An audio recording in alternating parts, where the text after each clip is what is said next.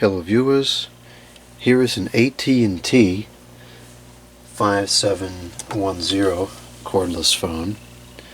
Kind of an interesting phone. This was designed to be ergonomic. You can see it has a very interesting and kind of atypical shape to the handset. And I have to say, it is actually pretty comfortable to hold. And it's got the microphone that comes in front of your mouth. And it's 46 to 49 megahertz analog. I think it's a 10 channel, and it's in pretty good condition. The base is pretty much flawless. The handset, it's got some wear at the bottom here. I guess I don't know if it hits the table or not, but it's got some wear on the bottom and on the top and on the back. So it was definitely used, but I don't think it was abused. The antenna is still intact. It's a little bit bent, but nothing unusable. Doesn't appear to be working at the moment. I'm guessing the battery's probably spoiled. So let's go ahead and open this up. This is the recommended means of opening per the manual. Oh, speaking of which, I actually have the original manual. Came with the phone. Let's take a look at that first.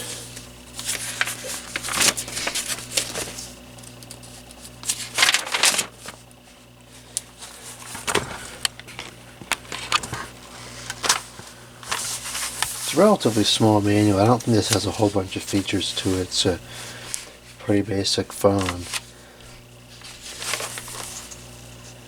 The only thing that's not present here is the wall mount bracket.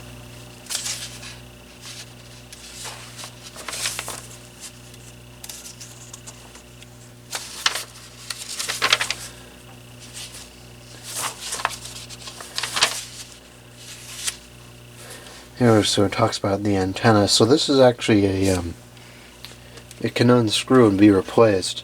Now these antennas were a million times better than the telescoping antennas that preceded these, but these weren't foolproof either. These very well could break if you were to drop the phone or whatever, and they did break, and people bought replacements. These were relatively widely sold. You could get them at Radio Shack and whatnot, most electronics stores, and they're very simple to replace. It just unscrews and screws right back in. Now you can still find these around. I'm sure they're long since no longer manufactured, but you can find new old stock and whatnot, replacements. I mean, ideally this would be replaced because it is a little bit bent, but I'm going to keep using it. I'm not going to use up a replacement on something like this where it's not that bad.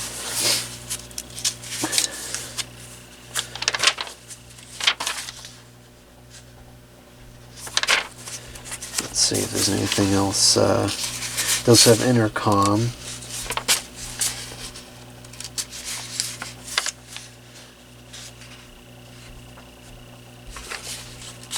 Placing the battery, here we go. That says specifically to use a dime. It said it somewhere in here. There we go. Use a dime. Now, another interesting thing about the battery is it does in fact recommend that the handset sits on the cradle all the time. And it doesn't have any mention of the memory effect or the periodic discharge cycle that other brands will mention on these older phones. And the whole battery memory effect thing is actually very controversial. It's hard to consistently replicate it, but it's not entirely mythical either. I've seen in a lot of scenarios phones like this will run 10-15 years on the battery, and you can do whatever you want with the battery and it'll be fine.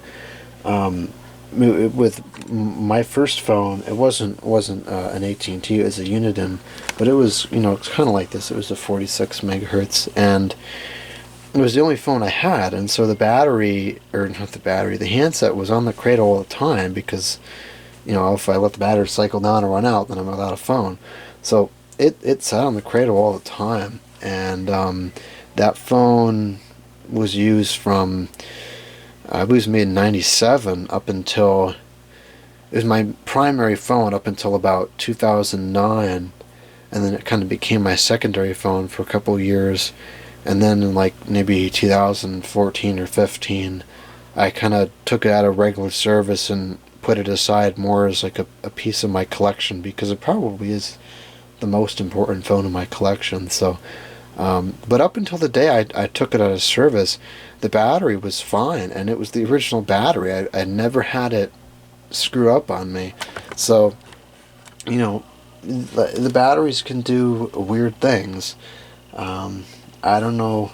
This one probably sat for a while. This phone is pretty archaic. I would be surprised if this was used up until the day it was sold to me. This does look like it's the original battery. It doesn't have a date code on it, but it is branded AT&T. Or at least it was somewhere, yeah, for AT&T. So most likely this is the original battery. It's starting to discolor, and it looks like it could be leaking a little bit. So we're gonna get that replaced anyways. Let's see if there's anything else of interest in the manual here. I think that's pretty much it. It says it charges up in 10 hours, which is pretty fast. Anyways, let's get the new battery put in here, and we'll see if it works.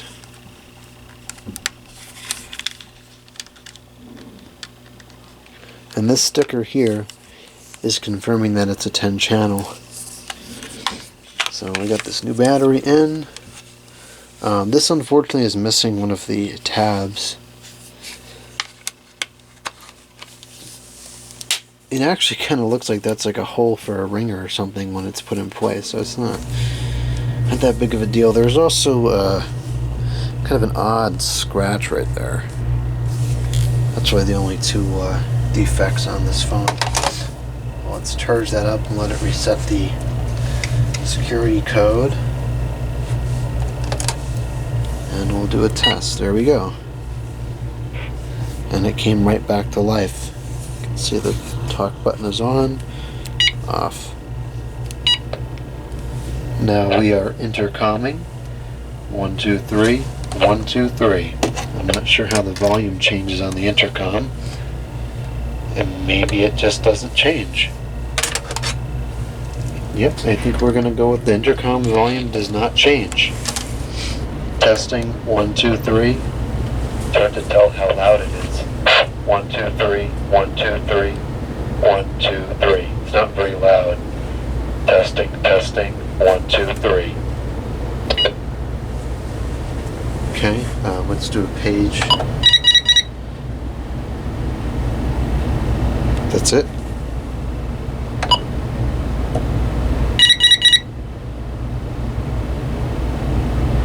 Okay, that's not super useful. Testing. It looks like the talk light will flash rapidly on the handset while it's on intercom mode. And we have a light on the base that appears to be working. Okay, let's cut that off. That's interesting. When you hit off, even though it's already off, it'll beep and it will light up the button, the light.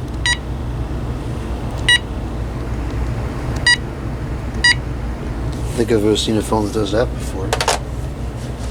It looks like all three of the lights work on the base, so that's good. I don't know if this is the original cord or not. I suppose it could be, but I'm going to take it out for the moment. Plug in the test line here. And once again, I've neglected to set up the test equipment before starting the video.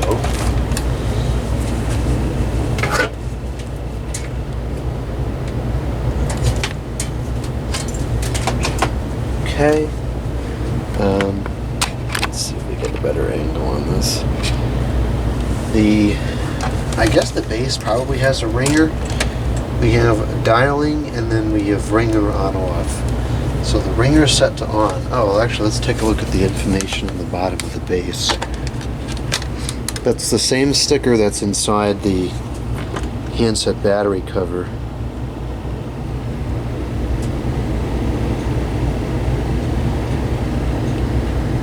Made in Malaysia.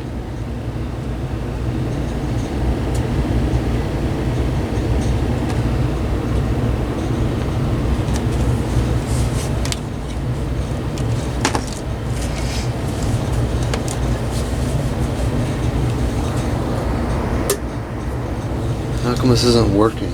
Oh, there, it's not on. Okay, we do have a dial tone.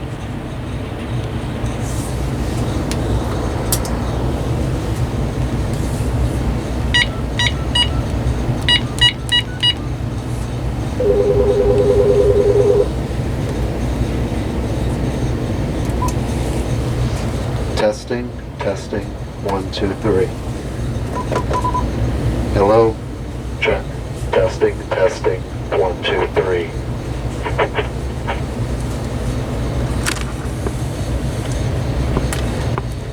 Okay, we'll go ahead and check the numbers now.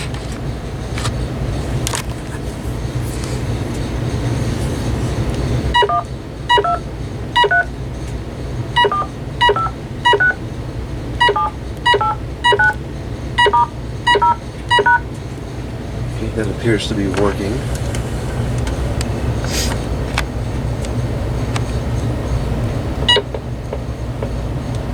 Okay, that seems to be working as it should. Let's go ahead and ring this up.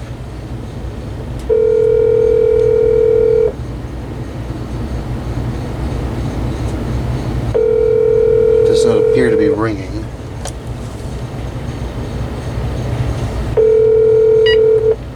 Hello? Okay, so there's some kind of an issue with the ring here.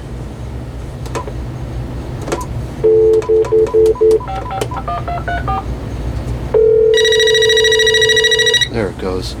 It's an equipment error, perhaps.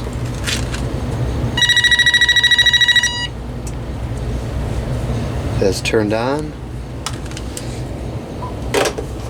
And it is working.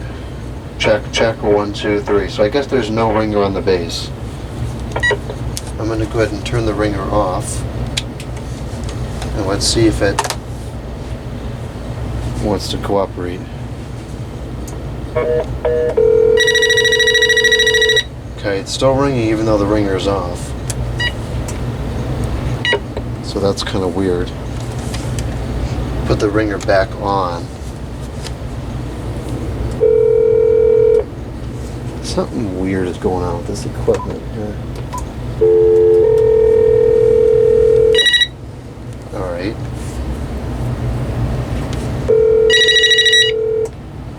So the base does not appear to be ringing. Whoops. And this ringer switch doesn't seem to be making any difference. So let's see in the manual here. Let's take a look and see if the ringer is supposed to be on the base. Answering a call, perhaps?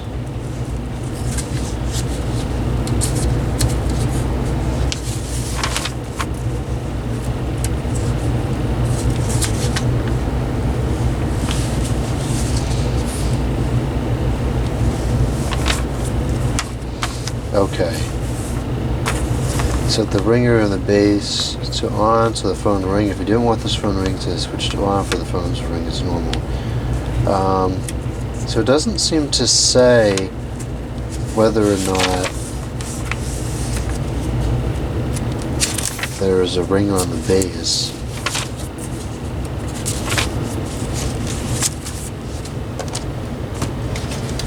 I'll turn the ringer back off and ring it up again. It's still ringing.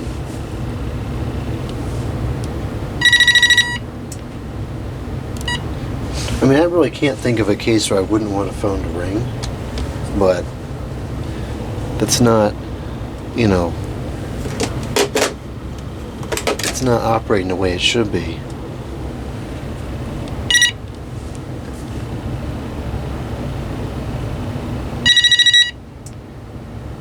Well, alright, well, whatever. So the ringer doesn't want to turn off, but I'd much rather it be stuck on than stuck off, so I'm not complaining.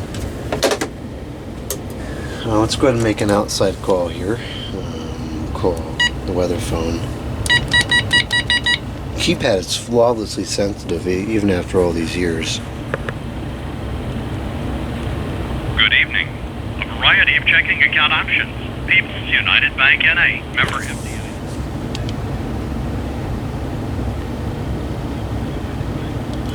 Sounds a little tinny, but it may just be how it is. Doesn't sound too bad. I think it's fine. So, alright, it seems to work. Aside from the ring scenario. So we're gonna go ahead and get this cleaned up.